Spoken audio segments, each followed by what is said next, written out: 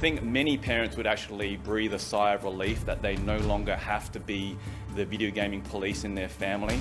Children under 18 can only play video games up to 3 hours a week on Friday, Saturday and Sunday between the hours of 8 and 9 p.m. And they chuck a huge tantrum, you can kind of go, well, sorry, darling, it's not my fault, it's the government's. But could it work here? Well, this ban has been a long time coming. The Chinese government have been gradually winding down children's access to video games over the years with curfews and restrictions. And really, the Chinese government are trying to tame the beast that is video games. Dr. Kim Lee is a child psychiatrist specialising in gaming addiction. He says we've got a gaming problem in this country, and he's urging the Australian government to take action. When I'm treating children with video gaming addiction, I'm seeing children who are refusing to go to school.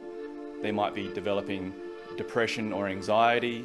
They might be violent towards their parents, spending thousands and thousands of dollars of their parents' credit cards. And I'm seeing increasingly more children with physical complications and side effects of playing video games, whether it's eyesight, head and neck pain, headaches, or even collapse. Approximately 4 to 10% of Australians have problematic gaming behaviour. A report by the Australian Government Department of Health found about 4% of all teenagers are addicted to gaming. That's an estimated 78,000 Australian adolescents. When it comes to addiction, we're talking about at least 40 hours per week. It's literally a full-time job for these gamers. China has military-style boot camps for gaming addicts. In Australia, the pressure's on parents, like mum of 3, Katie Jackson Park. How would your kids feel about a gaming ban? Well, they'd probably cry for about 3 hours. Katie says she sees the good and bad in gaming. Especially during lockdown, technology has been so important for children, given that it's the only access to talk to their friends and socialise. The population of Chinese went into, I would say, a frenetic social media exercise. There was a lot of shock and disbelief, and there were, conversations about how to circumvent the rules.